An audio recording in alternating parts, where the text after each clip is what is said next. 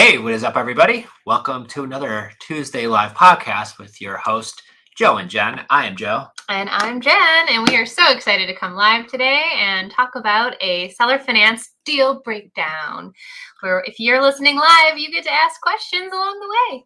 Yay. So we're going to go over a breakdown. And guys, I'm going to tell you, you need to listen to this whole thing because as we go deeper into this, the nuggets are going to get even bigger. Okay. And we're going to drop the whole deal from front to back. Okay. And I think the key to success is having a strategy that's simple. Right. And when I'm looking at what they call creative finance, that sounds big. It sounds scary. There's a lot of things going on. But what does that mean? It's a big umbrella. And it's basically, if you go down to the very basic things, I am buying something from somebody, and I'm most likely going to make that into payments over some time.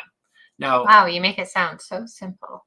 Well, we want to make it sound complicated, and it's really not. I mean, farmers were buying the neighbor's land and trading chickens and crops, right? And long before, all types of things, guys. Yeah. And bartering. So and you guys are in for a special treat because we're actually going to be sharing the recent anniversary that we just had.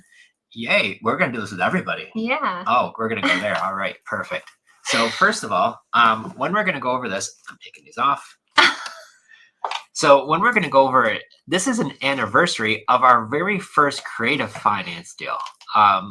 When we did our very first deal, we were getting capped out by the bank. The bank says, Joe, Jen, at 10 mortgages, we're going to cut you off. And we knew we wanted more than just 10 properties.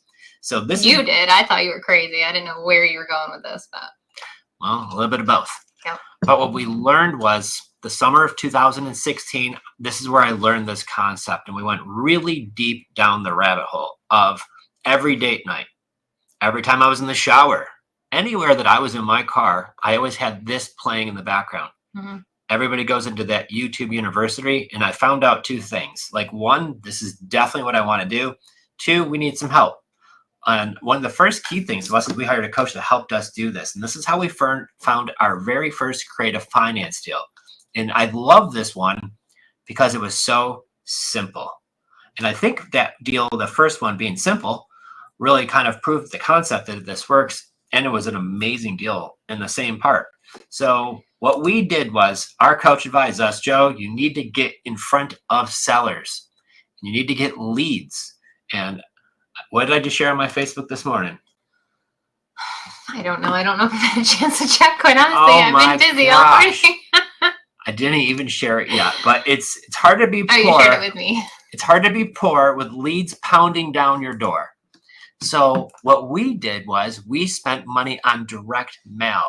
We found a list of homeowners who had a second house, and because the tax bill was getting mailed somewhere else. We did direct mail to these folks, and a lot of them didn't respond to our mail. We did get some back, right? And some of them had a house that they did want to sell. And the seller who reached out to us, this was the spring of 2017. This was, I mean, you're talking 7 years right now when we made that deal. And his name was Steve. What was Steve's story? Steve was an accidental landlord. So what that means was that he had inherited his grandfather's home, and in the meantime, he had his own home about an hour away. He lived with his family in, and so he didn't quite know what to do with the property that, carried a lot of memories, because we did actually meet Steve at the property. And so in the meantime, he was renting it out to his friend, but he wasn't making any money. He didn't necessarily want to be a landlord, but he just didn't really know what else to do. So his buddy was living there for, I think, a couple $100 a month. Yeah, it was like almost free how much he was living there. And Steve still had to pay for the taxes. The insurance, the upkeep, maintenance, lawn mowing, and then anything that were going to happen to it, he'd have to repair it. And so when he received our letter, to him, it was really kind of like a little blessing. And he was like, I do want to sell it, but I don't want to go through the hassle of getting it ready to list. I don't want a bunch of people in here. There's a lot of memories I have. And so, he really looked at this opportunity as, being super grateful for it. Well, and that's what gave him the idea to reach out, right? And he had friends renting. It was actually a coworker who was renting the house out. And he didn't want all these people walking through his grandfather's home is how we saw it. And when we did the walkthrough, he showed us where they had Thanksgiving dinner. And this is where this happened. So you could see when he walked through, he had a lot of pride in the property. And the number one reason why we were able to talk to him and make that deal was the old Jenn and Joe. Before we knew this, we were just looking for distressed properties. The properties that needed a lot of work that we were able to get for big discounts. His whole thing was, he's like, I don't want a lowball offer. Mm-hmm. And this house doesn't really need any work. I've always done all the upkeep myself. He was like, it was a hassle having to drive an hour there anytime this faucet went or this went. He's like, but I stayed on top of all of it. So I don't want a low offer, and this isn't some junker. And this was the first property that we looked at because Jenn was used to going through some like nasty houses. I was like walking in and walk right back out. But this one I didn't mind. I stuck around for a little while. Yeah. So when we did that walkthrough, we figured out what he wanted for the house. And what he wanted for the house was pretty close to retail, right? And pretty close to retail, we still got a good deal on it. But it wasn't some like half off junker. He wanted pretty close to retail. I think at the time we figured out it was worth about $100,000. He asked 80 grand for it. Now this was a house out in the suburbs. This is why we started in upstate New York. Houses were pretty affordable. Mm-hmm. But when we bought that deal, we agreed to doing seller financing, which all of that meant was we're going to buy it. We're going to take ownership of it. And instead of going to get a loan out with Bank of America or Chase Bank or any other bank, we're going to turn and pay Bank of Steve, the seller. And I told him just like that. So we're going to pay Bank of Steve every month. And he says, well, what happens about the taxes? I said, we pay that because we own it. He says, well, whose insurance is it going to be under? Well, that's our insurance because we own the property. He says, so wait a minute. I sell the property to you, and you're just going to pay me payments every month, and you take care of the taxes, you take care of the insurance. Well, what happens if you rent it out and there's a plugged toilet? Do you call me? I said, no, because we own the house. So we take care of all the maintenance. We take care of all of the repairs because it's our house. We own it. We're just paying you every month in monthly payments just until we get it cashed out later on. It was that simple. What a couple of the things that we negotiated were that really made the deal great. We told Steve, we typically buy with no money down, okay? You remember what he said? Okay. He said, okay. All right. So I said, great. We figured out what the payment was. And he says, Joe, I'm collecting, I think about $400 or $500 right now a month. Is it going to be around there? I said, yes, it would be. We pay you about $500 a month. Because on top of that, we have to pay taxes and insurance. He said, that's fine. Right. So we agreed to this $80,000 price. We paid to this $500 payment. I believe with taxes and insurance, our payment was a little under $800 a month all in. And we rented that for $1,250 a month. Was that the number? Or was it $1,200? I mean, we're talking, I used to write checks back then. So like, I can't exactly remember. What is around there? 12 or 1250? One of the two. So we were, and this was in the beginning, obviously that rent changed, but we were paying Steve every single month, paying him his payment, socking extra money away for the taxes, the insurance. And that was our very first seller finance deal. Now, what we agreed on was that $500 a month is going to go towards what I owe you every month. So what did we do? We got a 0% mortgage because he said, that's fine. So $500 a month, 12 payments a year, right? If you do that math, every single year, we're paying $6,000 off our principal.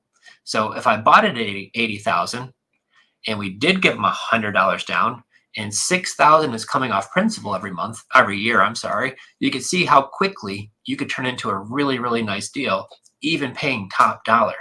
Now, the fun thing about what we love, when we did that very first deal, we closed on it.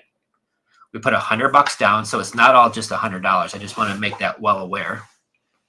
You see these advertisements, buy a house with $100. Well, it's $100 down, plus you got to pay closing costs. We paid both sides of closing costs. Yeah, and so it's $100 down to the seller. Like, there's a lot of deals that turn into not deals because the seller wants so much money down. So the money down is usually to the seller that we're talking about. But yes, you do need to come up with closing costs and insurance. Insurance policy, closing costs. Now, on that property, I think we had, like, there was the renter who lived there left like a couple of couches behind. So we had to have Kevin come over and drag all that stuff out of the house. Big TV, I remember.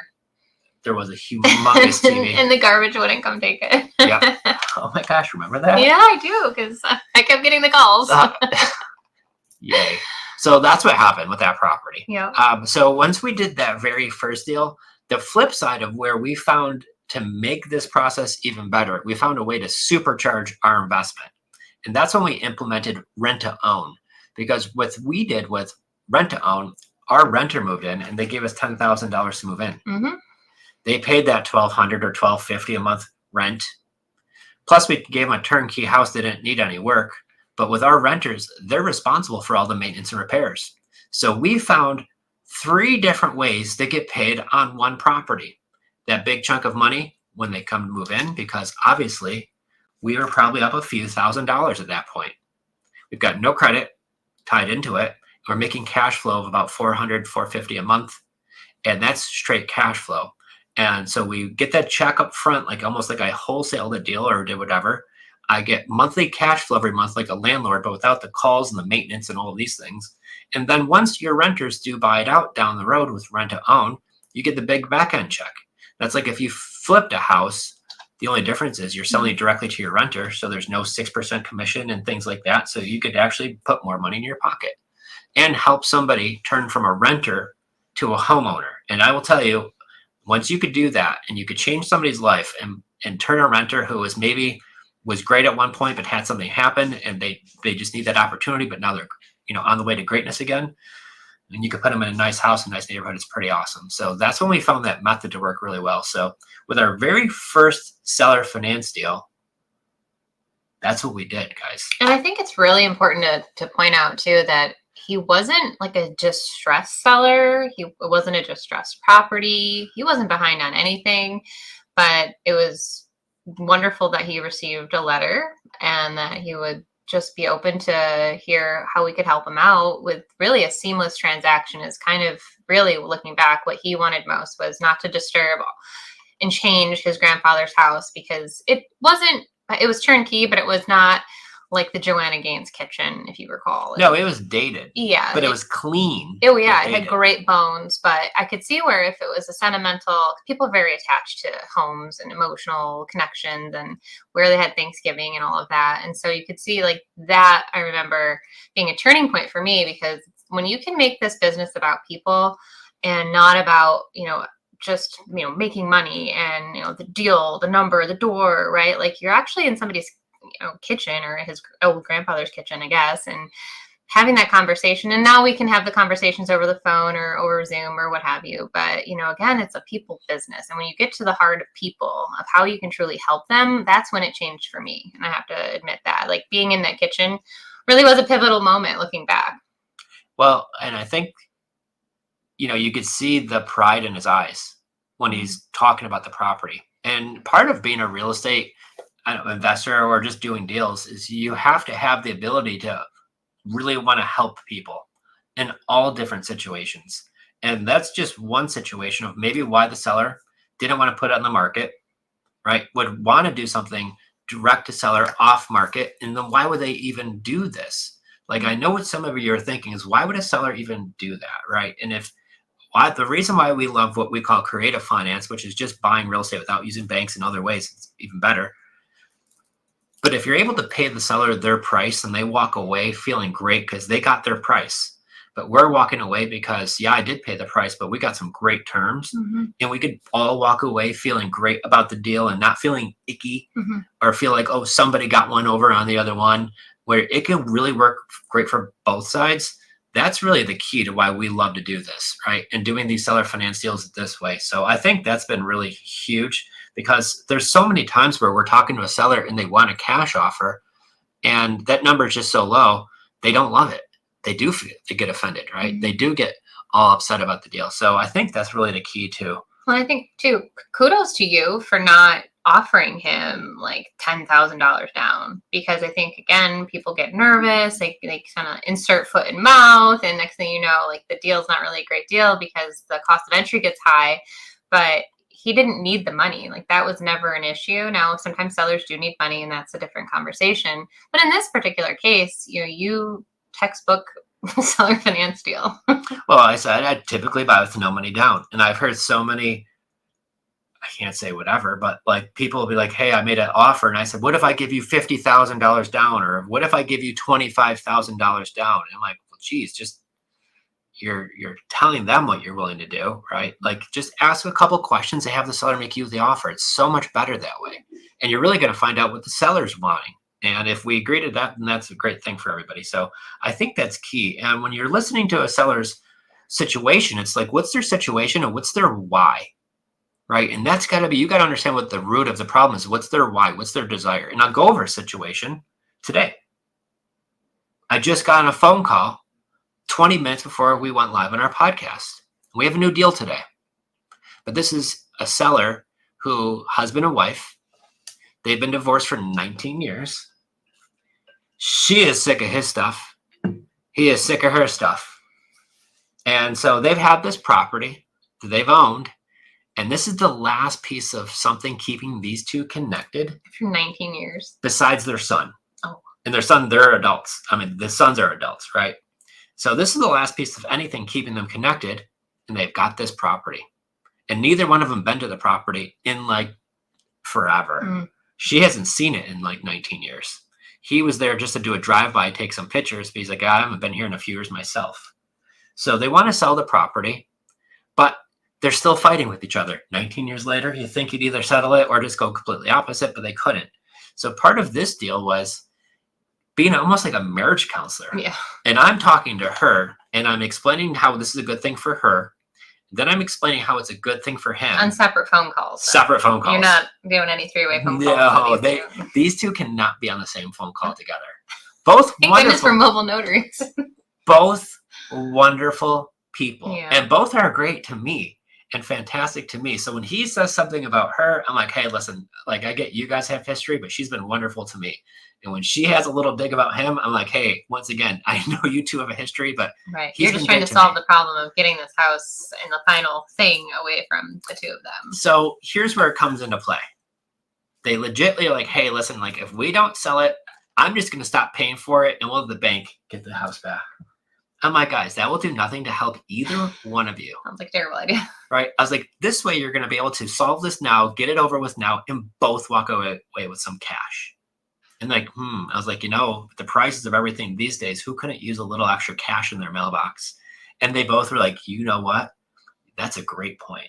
And I was like, and don't you think the banks make out enough by taking back this property and then reselling it for more money? They're only the ones going to make out. And you two lose over the sake of each other.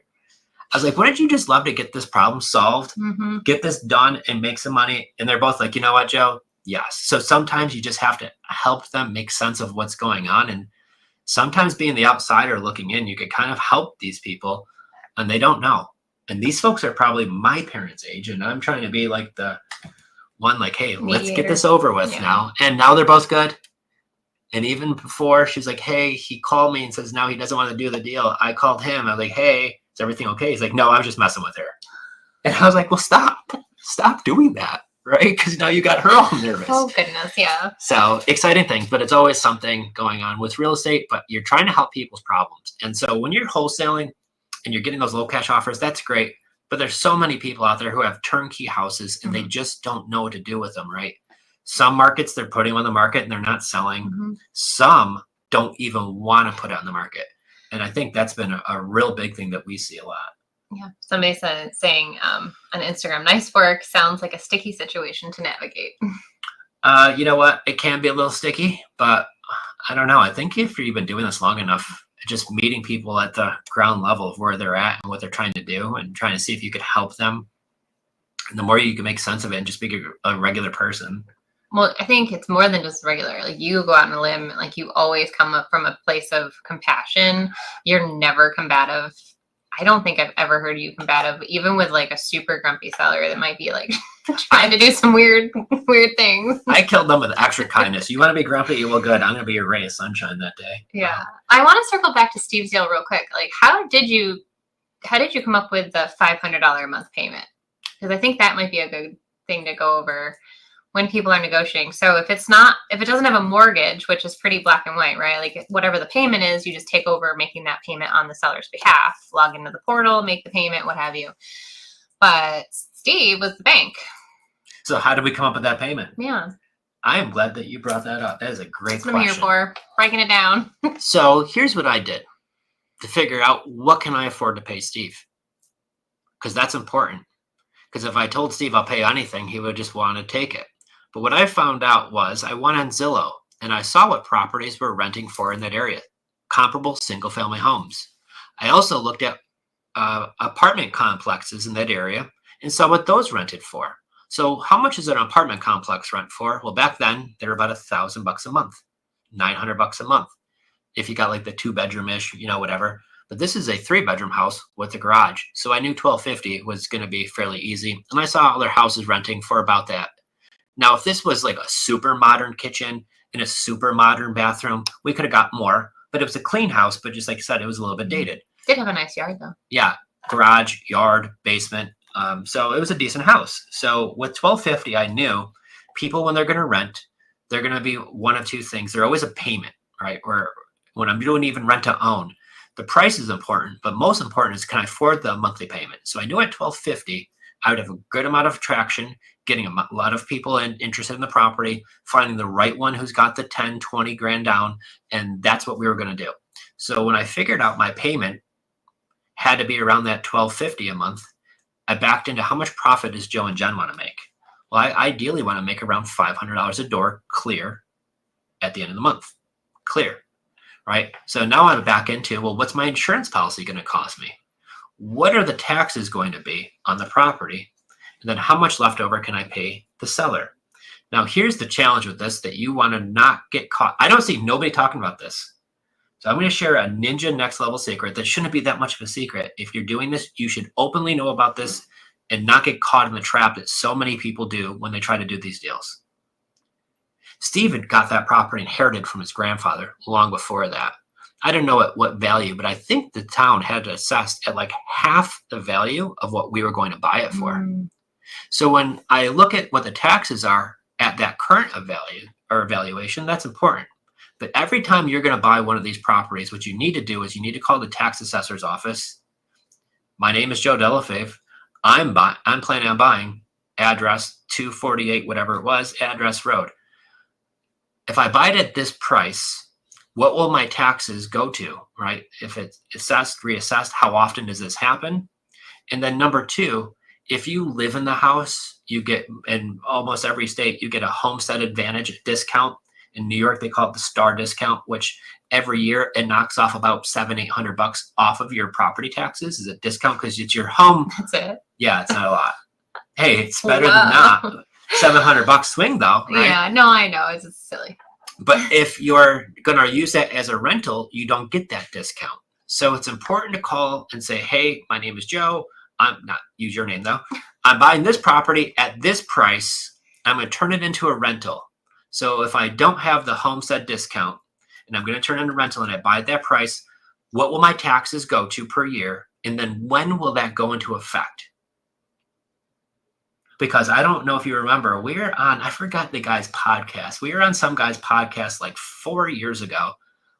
And he said how he bought 5 properties in South Carolina. He's like, I bought them, boom, boom, boom, boom, boom. And he thought he was making a few $100 a door. And then the towns went in and reassessed it. And then he also lost the homestead discount. And he went from cash flowing, which he thought was a few hundred per door. He was losing a few hundred per door, like that. So you really want to do your due diligence. So what I did was I called the town, found out what it was going to get assessed for. When will that go into effect? It's going to be a rental. We got the rental permit, so it could be a legit rental because you got to put smoke alarms and all that, or fanatics. And so once we found out, we could pay Steve $500 a month. That was the number. Mm-hmm. So long story short, find out what all your expenses are, build in your 500, 600 profit or whatever you want it to be, and then tell the seller that's what the payment can be. Yeah, and I think the other, leverage there that you really are able to pull is that we are responsible for all maintenance, all repairs, taxes, and insurance. Now, that said, with the rent-to-own program, tenant buyers are responsible for maintenance and repairs, but at the same time, you want to use that because otherwise, I know a lot of times sellers will just want to try to get their payment as high as possible.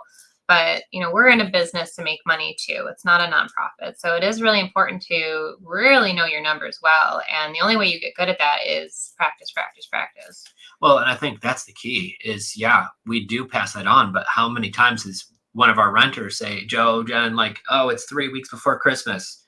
and we know that we have to pay for it, but our hot water tank just died, and we're not going to be able to have Christmas if we have to pay for this hot water tank, and we just do it. We do it ourselves, or we don't do it ourselves, but we pay a plumber to go do it. We don't charge them for it. But there are times where you got to step up to the plate and do that too. Yeah, so it's kind of like a great question coming in at the same time we're talking about this. Are you subtracting out OPEX, CAPEX, reserves, or do you not build it in for rent to own? So we do not do the maintenance, the repairs, the utilities with rent to own. But once again, when we're buying these turnkey houses that are in beautiful houses and beautiful neighborhoods, and if the sink faucet starts to leak, they don't call Joe and Jen. They go call a plumber. Now, however, when somebody gives you a large non-refundable option deposit to move into the house, $5,000, $10,000, save that into a separate account. Keep the rest of it for yourself. So if somebody gives me 20 grand to move in, I might put 5,000 into a special account just for the rainy day stuff that happens. And if you want to put more, do it. Shout out to David Richter, Profit First for real estate investing. If you don't have some separate reserve accounts for that, then you need to start, because you want to do the right thing and you want to have the money just in case. You never want to be running like on E with all properties like that. Right. But we don't have that monthly worry of, oh, we've got to go put in a new chimney or a brand new roof, or renovate the kitchen because that needs new appliances. So there are some certain pros, but I think it's really important to have reserves. Like you're a business, you need to have reserves. Yeah. And this is why, once again, I think it's important to have it set up. But once again, as far as management goes and things like that, you don't need that. We don't use that. Mm-mm. So I think that's the key. So even fast forward to the one deal that we're trying to write up today, that was with Fort Pierce. Fort Pierce. So I'll give you another example. Which is a city in Florida, if you're not down here. For my Florida peeps, this is the east coast of Florida. Great area, great property. And the woman is moving to Georgia. She has a mortgage. And so she's agreed to doing terms with $100 down. If we just take over her payments. And when you do that, the loan stays in the seller's name, but we could still buy the house. And this was a strategy that we didn't know it even existed until 2016, 17. And I didn't know that you can do that. And the reason why this one is so great, this one really cash flows. However, there's some fun she took out of it. So the property rents for about $2,200, $2,300. It's a single family home. Her payment all in was like $1,300 a month. So I'm like, yay, home run, right? You can make $900. She's like, well, I put on new hurricane windows and I have a payment of like $350 a month. I said, okay. And then she's like, and I put in a new air conditioning system for another $100 a month. So her true payment is like $1,750 per month, all in with taxes, insurance, the whole thing. And it could still rent for $2,200 to $2,300 a month. This house is turnkey.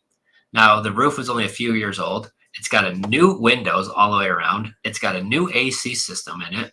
So when I'm buying a house like that with $100 down, I factor in, I'm guessing on that property, $6,000 in closing costs. I'm guessing an insurance policy, $4,000 probably. I wonder if the insurance, I'd have to ask, like if they put the hurricane windows on, does that make a difference in your insurance? I would wonder. I mean, this is Florida. It's the Wild West down here. I hope it does. Maybe it does. But that's going to be there. So you think $100 down, well, between taxes, the homeowner's insurance policy, some closing costs, you're $10,000, right? Pretty quickly. We like to sock away 3 months of payments at $1,750, right? So let's just say there's another $15,000, $16,000 plus some utilities while we're looking for our right renter. So in a $100 down deal, you might need $16,000, $17,000 down, or total to buy that deal. However, this is why we love rent to own and how we get supercharged what we call our ROI, return on investment, right? Because if I have to come up with $17,000 to buy that deal total, but my renter moves in and gives me $25,000 plus first month's rent at $2,200, $2,300, and my payment is $1,750. Now we just got paid to buy that deal. And if we could cash flow $400 or $500 a month on average, if not more, and then our renter, this lady gave us a deal on it because right now Zillow shows her house at $268,000, and she's like, I just want $200,000 for it. because some of the stuff. What are the houses selling in the area? 270s, 260s. But she's like, I'm already moving. I'm gone. So like, get ready to start doing this deal. Like, I want to close. Like, get up. So once again, this is how you find these deals, guys. So turnkey house, it's the speed and convenience that we can offer, because in some parts of the country right now, houses are selling quickly. Other pockets, they're sitting on the market for 60 days, 90 days before they find a seller. She doesn't have time like that. She's already planning on moving. She's got the new place picked out. She can't swing 2 payments, doesn't want to mess around. I haven't even looked at the property yet. It's cute. Yeah. She just bought it. I think she bought it like 3 years ago. Oh.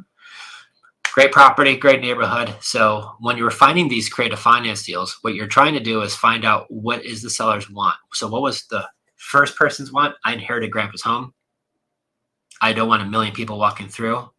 I want a quick sale. I don't want a lowball offer, and I want my price. We got great terms, paid his price. Steve walks away. We all felt great on that deal. The people I just talked to a minute ago, right? Mr. and Mrs. divorced after 19 years. These two just need to get this thing settled and done. I feel like I'm a marriage counselor. Mission accomplished. And then we have this one here where she's moving out of state. It's a turnkey property, and she's like, I'm gone. Please start taking over my payments and let's get this thing closed. Yeah. Well, I think that they were all motivated was the key factor there, but motivated by different reasons. And I love that. I think it's, and it's literally Facebook, obviously being our number one favorite way of sourcing deals and finding leads, AKA talking to people about wanting to sell their house. So definitely works no matter what way you are putting things out there. Yeah. And so here's a great question that comes up. Are you ever do wholetailing? Wholetailing. So let's explain what wholetailing might be for our listeners or viewers who might be new to real estate investing. So wholetailing is a really fun thing to do. Yes, we do them. And I enjoy doing them. So this is where you find a property where the seller will only take cash, right? And sometimes they'll take terms, but they're willing to give you at a big discount, right? And the house isn't perfect. And a lot of times what we do on these properties is we can buy them. We just close on them. We clean them up, and then we put them back on the market, and then we resell them.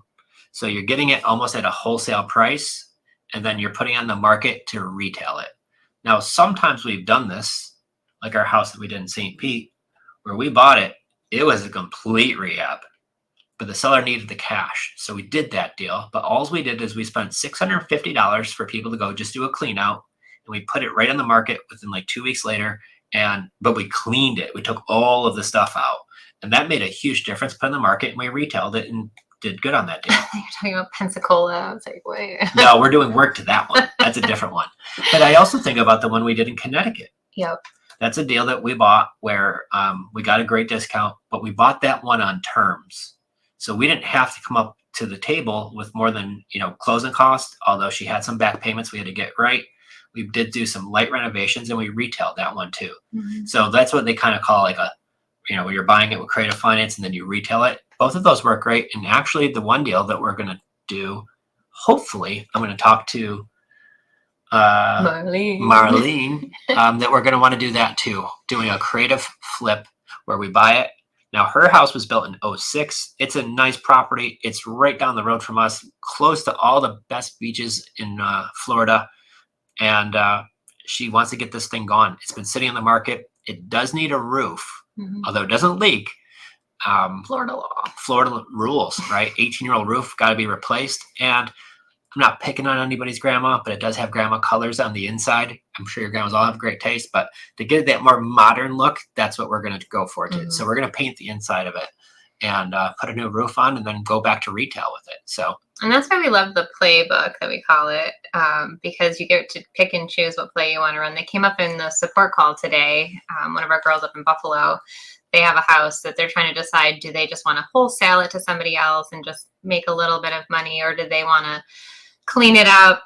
There's some, I think, cat urine or something that, stinking up the carpets a little bit, and you're going to need fresh paint and floors. So kind of how much work do you want to put into it? Because you have the options too. And that's where we kind of go back and forth sometimes is, do we just, wholesale, let somebody else make more, but do more? Or do you want to take it down yourself and get the work done? But I'm very proud of her because she's, learning to delegate. They're not going to be swinging the hammer this time. So are they going to take down the deal or wholesale? They're trying to figure out if they're going to delegate and wholesale or just wholesale. I mean, if you could wholesale it and not have to come up with the cash and capital to close on it and all of those things, and if you could get a smaller check in 3 to 4 weeks versus a bigger check in 3 to 4 months, sometimes it's much better just to take that smaller check, pass on that great deal to somebody else who will love you for that deal too, and hopefully they can make a bunch of money on it. And in that same amount of time, you found another deal or 2 deals, and you're getting more momentum building that business part of it. But it was such a beautiful conversation because, like, as your investing journey continues, like, you might have started swinging the hammer. You did not. I mean, maybe when you were little, but because you had a full-time job, like, luckily you never swung the hammer as you just physically couldn't. But to get you out of some of the other roles, because you truly enjoy them, it's just kind of funny, like the journey that one takes in the entrepreneurial real estate investing side. Well, I had some background knowledge to it. They say when you grow up, you're going to see a lot of role models. And I had role models, and I watched my parents try to be landlords and do everything wrong. So I learned at a young age, like, don't do all of those things, or actually any of them, because I learned a lot. Right. Okay. And I learned that when you're swinging that hammer and you're doing all of this work yourself all of the time, what that does to your body over a long history of doing that, I've seen what it does to these people, and it's never great. Right? They all have aches and pains and things like that. So I knew right off the bat, surround yourself with great, talented people, pay them well, make sure you still get a good deal. You could trust them. They're going to do great work. And that alone brings a lot of value. And then I could spend my time, rather than doing that, I could spend my time on more things, working on the business, growing that, getting more leads, looking for my next deal, and building momentum. And luckily for me, I learned at a young age because I used to be the one doing all the work. And that's what I figured. I used to be the one come home stinking and dirty and nasty and covered in just gunk. And it was just never great. Yeah. So definitely delegate what you can. We have Caleb over here on Instagram. He says he could totally wholesale the deal, and him and his partner are buying in Houston, but they're going to keep it as an MTR. So again, choosing your play and definitely. Well, that's the whole fun of it. Yeah. This is, guys, you're running Congrats. a business, and that's exciting. You find a different way to run with it, and it's just good to know the different ways you can do. And the more ways, once you buy a property, the more different ways you can to move that property, to find a way to make money on it, the more opportunities it finds more deals for you. So the fact that you can do that and have a midterm rental, and it's a profitable way to do it, and you have that tool in your tool belt, that's what makes you the full-fledged investor. And that's what we're looking for, right? That's what I'm looking for myself. How do I be the best investor I can? How can I help in most of these situations? Now, I stay focused in my lane and try not to get, that shiny object syndrome where so easy to do. I want to now do mobile home parks, and now I want to do self-storage, or now I want to build skyscrapers, right? Like, sure, all of them work. I think you might be building skyscrapers, the amount that you talk about. Hey, listen, I want to keep focus on this because I really think the best way to do this, what we've learned from some of the best coaches in Mount Rushmore of real estate investing, who have been doing this since the 1980s, many of them, and they all say buy without using banks, without using your credit, and a little cash, and you can scale to buying as many properties as you want. It's called non-recourse debt. I looked at what so many people got wiped out in 2008, and I'm not saying that's happening now or anytime soon, but we learned from these past experiences from other people. And I've watched one of my coaches, he said he had $50 million out on deals doing these development projects all over the country. And then in 08 happened, and they all said, oh, sorry, we're not lending you another dollar on any one of your projects. And he's like, well, I can't complete them if you're not giving me the rest of my money. And the banks are all like, sorry. And had to go. I mean, it was rough for a lot of people. So they got hit. So non-recourse debt, learn how to buy with this way, and you're going to save yourself and scale your business the right way. So we got some questions here. I'm going to go back to Omar's here. How do you go about getting seller finance deals that need repairs? How do you go about to get funds to do the repairs? So, Omar, that's a great question. How do we go about getting sellers finance deals that need repairs? So we do is we find sellers who have properties that need work. More importantly, we do Facebook marketing. We've came up with a strategy how to get leads for free by using Facebook, guys. And if you don't already know that, you need to listen to a different episode. But however you're getting that lead, Omar, if you're talking with the seller, the property does need some work. The one thing we always do is we always offer or ask the seller, would you be open to terms on a fixer upper, on a beautiful house in a beautiful neighborhood? Every lead that comes in, we always want to know, would you be open to terms? And there are some situations where a seller has a fixer upper, but they don't need the money right now. Maybe it's a second home or a home they inherited it, right? And they're opening to sell you the property with terms, with very little to no money down, but maybe they don't want to wait 20, 30 years for a payday. Maybe they say, listen, if you could, buy the house, do the renovations, put it on the market and get me cashed out in 6, 7, 8 months and I get all my money then, a lot of times they'll be open to doing that, right? They'll be open to doing that because you're taking this burden off their hands. You're going to spend time rehabbing, remodeling, putting it on the market and selling it. Mm-hmm. So now what happens, Omar, if maybe you're not a contractor, because I'm not, maybe you don't have the money to do it. Well, can you find somebody that you could partner up with on that deal who maybe is a contractor? Maybe who's a contractor who you could give extra money to if they're willing to do all of the work and not get paid until the property's sold, or they partner up with you on the deal and you bring in the deal, they bring in all of the funds for doing the repairs. You guys partner up on the deal together and do that. You could borrow the money from somebody just to be able to pay them back with some interest and really get into these deals with very little to absolutely no money. And get into many of these fix and flips. So if you don't have access to money, find people who do. I mean, there's people in all of these Facebook groups.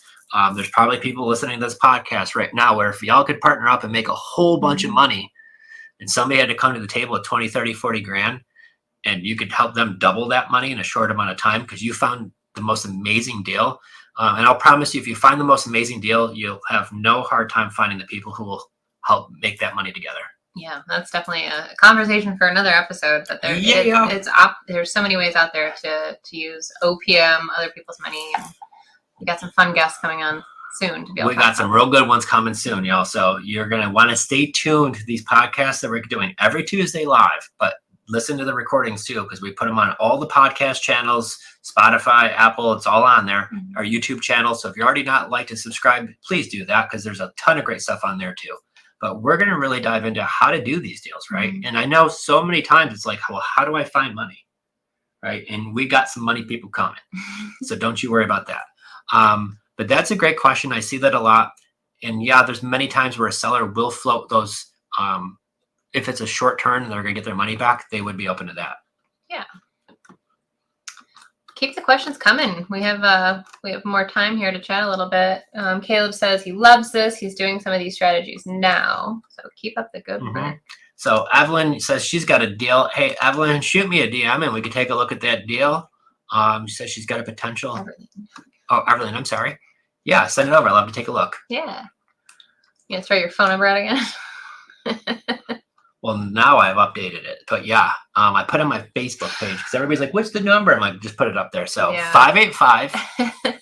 585-207-2240. So if you've got a question, you could just text me right there too. Yeah. And we could chat about it. So if you've got a seller, maybe you're talking to, and they're like, hey, this might work for me, and you have a deal, this is why I put my phone number out there. How many times we found deals where they didn't think there was, and how many times other investors. Yeah, I've spotted a deal when other people said it wasn't. So do you want to get into that real quick? Because maybe somebody's already working on one. Well, yeah, especially if you are a wholesaler or you are talking to a seller who just needs too much money because that's what their house is actually worth, and you can't give them a lowball offer, or it's just not working that way. Is there a high level of motivation? Could it potentially cash flow, and would they be open to a delayed cash sale for full price?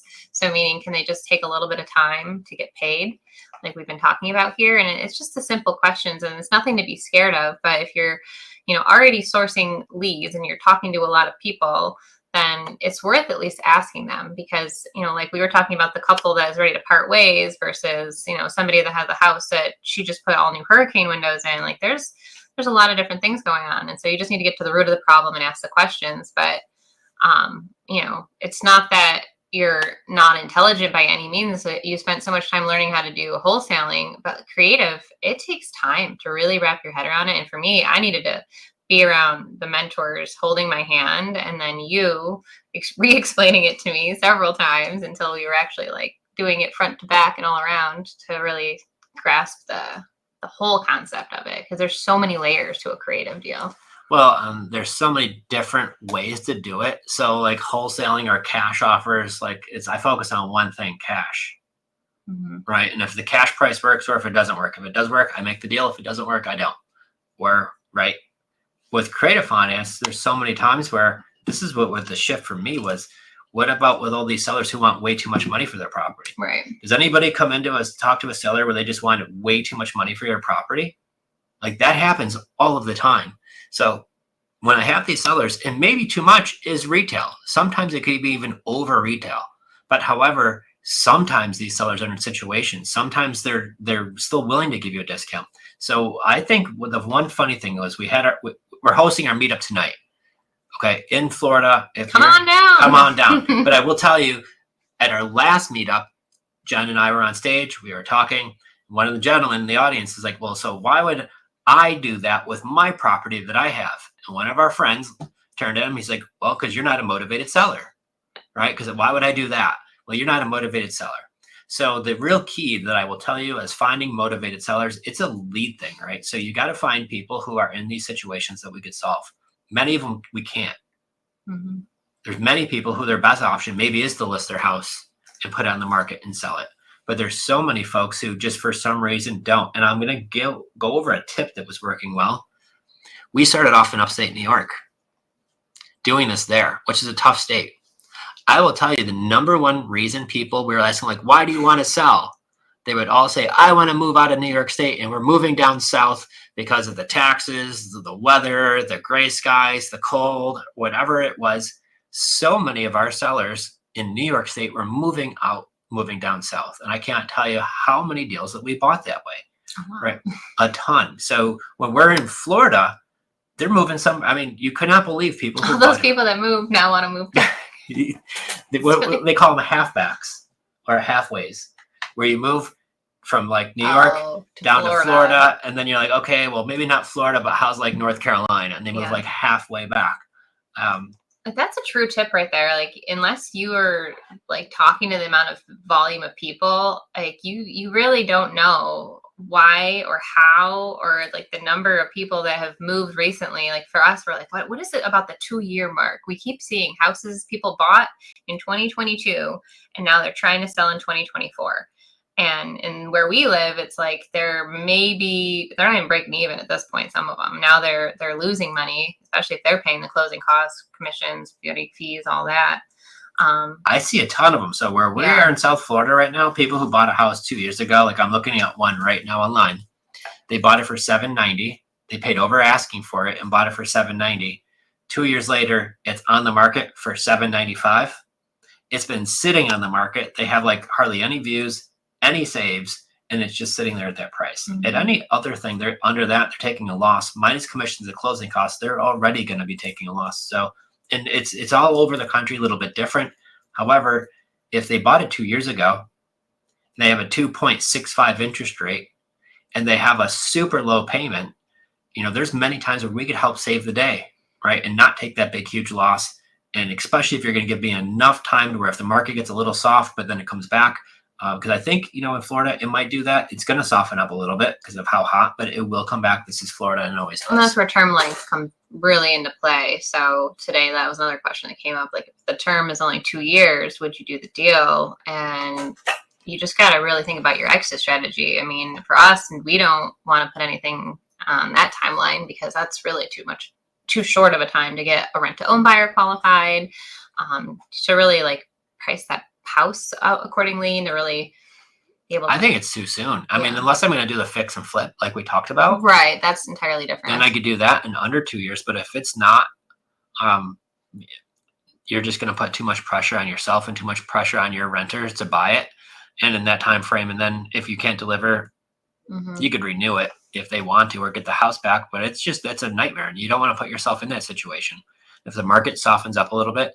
So the key to what we're looking for are these deals that we could get into that have low rates and good terms, that have a long-term length to them. So if the market does go a little bit down, it goes back up, whatever that is. But in the meanwhile, the whole time we're going to be cash flowing. And that's the key to success. So I can't tell you how many deals I look at where somebody might be sharing one of these deals. Like, hey, does anybody want to buy this deal? The seller wants, total cost to buy is 80 grand. And then I look at the numbers and you're losing money to turn it into a rental. And there's just so many deals out there where maybe they didn't know how to analyze it the right way. So I'm going to give you some tips right now, guys. Go generate leads. You got to get your lead machine up. Right on our website, Creative Finance Playbook, it's right on there. You could go download and get our exact system that we're doing to generate tons of leads of off-market sellers for free without spending any money. Okay. Then number 2, get our script. It's right on there. This the same script that our team is using, the same script that our clients are using to get these leads. Now we're asking them some questions, guys. Get yourself all of this stuff. Get yourself in front of some sellers. Start having the conversations. And this is what it is. You got to crank up your lead machine because I'm going to do a case study. So if anybody wants to see case study, write case study down below. Okay. Oh boy. And if I get enough of these, I want to see case study. If I see enough, I'm going to. And what we're going to do is a case study of exactly, once again, how we're posting these into groups, how we're getting leads. And we could even see the results of what it's came. So if you want to see case study, write that down below in the comments. We'll do a live case study of how to generate leads. And then here are the questions we ask them and why we ask them this way. Once we do this, guys, I could generate 10, 20, 30 leads in a day. We've had many. You can generate way more than that. We've had many do way more than that. I know I'm not trying to give them all the sauce, right? No, I am. You could get hundreds. We've had our record. Depends. Well, you want to warm your Facebook up first, and we'll go into that. But yeah, you could definitely have more leads than you know what to do with, and that's the name of the game. Is like I can't even help all these people because there's so many leads. And that's really, really awesome. I see everybody's dropping case studies, so we got to have it now. So you're good. Right. We're going to do Kelly, take notes here. Got a schedule. I'll put it on the calendar here with Philippe. So here's what we're going to do. We're going to do a case study of how to generate the leads, the questions that we're going to ask. Yeah, hit that like button and subscribe. Thanks, CEO. Thank you. Here's the deal, guys.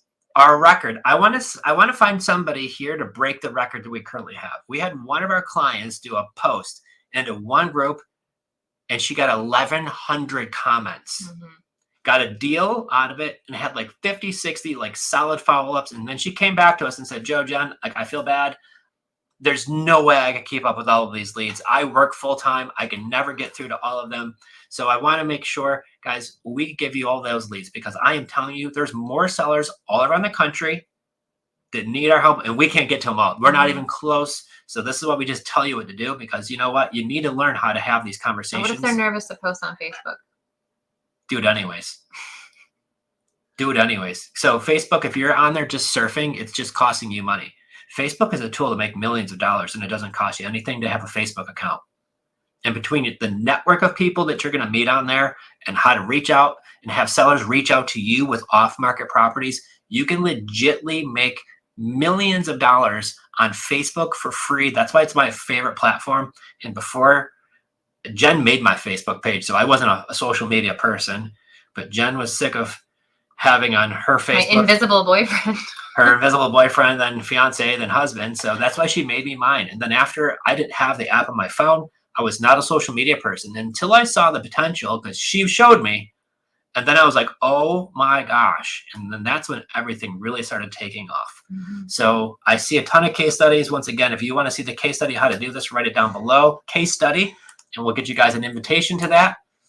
Lacey said she's going to call you at 2 a.m. and say case study. Yay! Well, he might call you back at 5, just so you know. Yeah, if anybody ever calls me late, I call you back early. Just a heads up. So, but yeah, that's the case, guys. So we want to be able to show you how to do this. And sometimes we might find a deal together, right? You might come and say, Joe, I got a deal. Let's partner up on this. We can make a bunch of money together, guys. And that is the gift, learning how to get in front of sellers, because this business, as complicated as some of these gurus want to make it sound, it's not.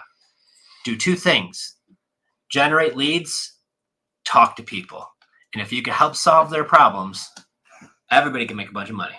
I mean, I wish I could say it was harder than that. There's little things you need to know, but it's really like that's the hardest part is generating leads, because then you need to talk to people and you just gotta talk to them. Well, and the hard part's in your head. Like you think you don't know what to say, well, use the script. And then you think you don't have the right XYZ, but then you find the right people and you'll get it. I mean, our deal analyzing calculator, if you're not in our Creative Finance Playbook Facebook group, you're just giving it all out. In our Facebook group, guys, we have our deal analyzing calculator. So if you have a seller say yes to terms, fill in all that information on that deal analyzing calculator, and it's going to tell you how great your deal is, or it's going to tell you it's a terrible deal and you should run. So if you're not already in our Facebook group, make sure you join that. No cost to get in there, but there's a ton of good stuff in there. And I will tell you, this is the name of the game to find these deals, guys. Yeah. What if I'm nervous? Do it anyways. Well, you know what? It's the same thing I think when our kids learn how to ride their bike. Yeah, we're all nervous at some point about something. I mean, just gotta hop on. You were nervous to ask me to marry you. You didn't even eat your steak that night. Oh my! I left dessert. I ordered dessert to go and left it there because I wasn't even thinking about it. Yeah, so amazing things are on the other side of your comfort zone. So that's where all the books come into play and the mindset piece, but just do it. Take the messy, massive action and really think about the people that you're helping versus stop making it about yourself. Mm-hmm. That's really what it comes down to.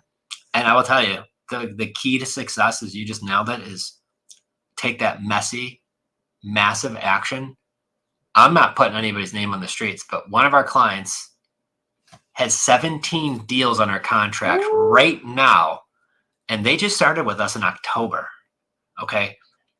Talking about action, every time I see them, she's always like, yeah, my mouth is tired from talking all of the time on the phone, but she's got 17 deals on her contract, guys. Mm-hmm. So if I could give you any advice, just find that little bit of a process that works, get yourself in front of some leads, get the right questions, pick up the phone, talk to the good ones, make offers, make deals, and then next thing you know, the sky's the limit.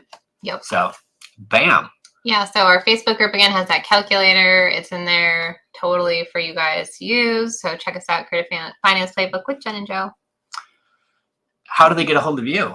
You guys, we're going to do a whole Instagram. You need to be, if you're not already following her, especially on Instagram, how do they find you there? Well, I'm on Instagram. It's just my name, Jenn Delle Fave.